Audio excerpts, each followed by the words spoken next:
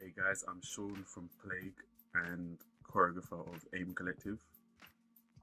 So, firstly, thank you for having me on this. We're going to speak about a few things. So, we're going to cover the history of popping, speak a little bit about where it came from and its relation to the UK scene and how the UK scene is currently too. We're going to cover some foundation steps within the popping style.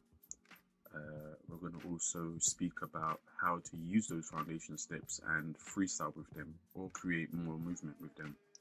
So, how to create variations and interpret it in your own way. So, popping as we know it wasn't always called popping. It started in the mid to late 1960s in Oakland, which is in the Bay Area of California.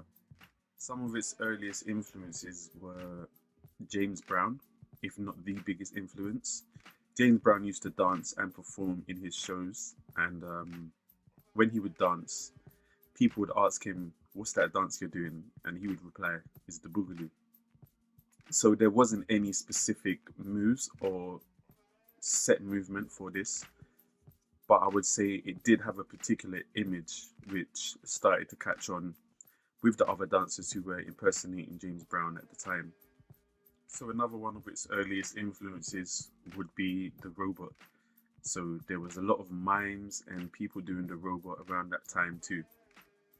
I would say the influence of James Brown, the influence of the robot, these things started to form together and slowly create and develop into what we would eventually go on to call popping.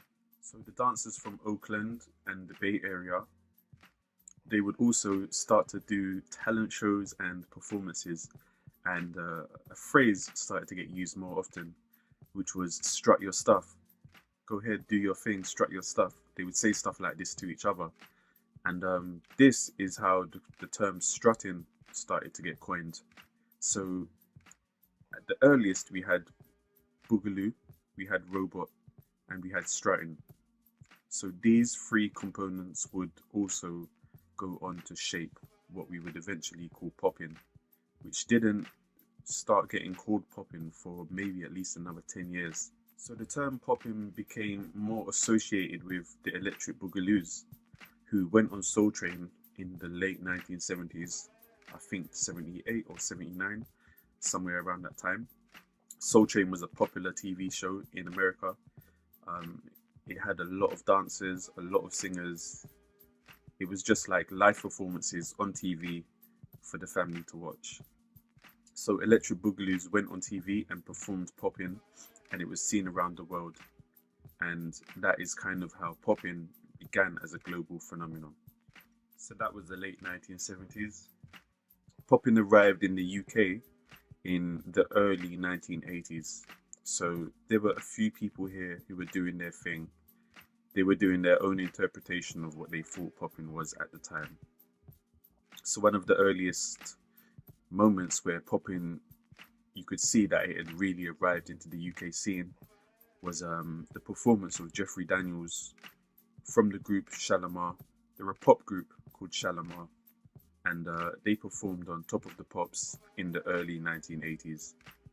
So Jeffrey Daniels had been in America, and he had learned and experienced the dance popping from the Electric Boogaloos and others.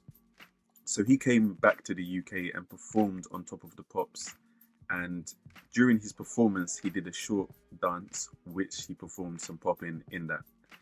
So from that moment onwards, it grew more and more within the UK scene. So for the first year or so of me trying to learn popping, it would be mainly from seeing music videos and trying to imitate what I had seen in the video, bearing in mind I was teaching myself at this time. Or I would also go onto websites such as electricboogaloos.com or fantasticpoppers.com and a few others. So there were like short clips of people dancing on these websites, there was no YouTube at that time. YouTube hadn't been created yet. So yeah, I would visit those websites and see clips of people getting down, doing their thing. And it really created some excitement for me to see that. There would also be dancers with like double barrel names. So such as Poppin' Pete, his speciality would be popping. There would be another dancer with a name such as, for example, Boogaloo John. His speciality would be Boogaloo. You'd have another example, maybe Scarecrow Sam, you know. So these people had their own special styles of popping, and they would normally have the style before their actual name or their performance name. So that was really interesting for me to see that these styles were almost like superpowers. So this created a lot of excitement for me to see that, and I started trying to work on which one I wanted my superpower to be. So with the arrival of YouTube in 2005, I would say that completely changed the game. So I went from just teaching myself and kind of making it up in my own head to actually having instructionals and tutorials available on YouTube for me to look at and compare what I had been teaching myself with what the teachers from America and the pioneers actually were saying that you should be doing. So I was able to iron out certain things and correct certain things about what I was doing, which was really helpful. And that was in 2005. So I would spend the next few years learning like this. In 2008, that's when teachers had began flying into the UK from America. So pioneers such as Sugar Pop, Poppin' Pete, and so forth, where I began to take their classes and workshops and learn directly from them in 2008. So from 2008 until maybe 2012, 2013, I spent a lot of my time training hard, taking a lot of workshops around Europe, around the world, and learning as much information as I can. So across that period of maybe 5 or 6 years, I was completely focused on learning as much as I can. So from that moment onwards, my journey has just been ongoing and continuously developing. I think I started teaching popping in around about 2012. So I had been teaching prior to that, but it wasn't popping. So I was doing choreography and performances and just general choreography, not really based on any style.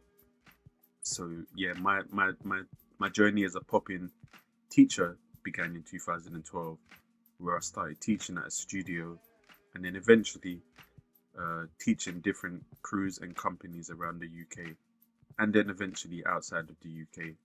And that's still what I'm doing up until today.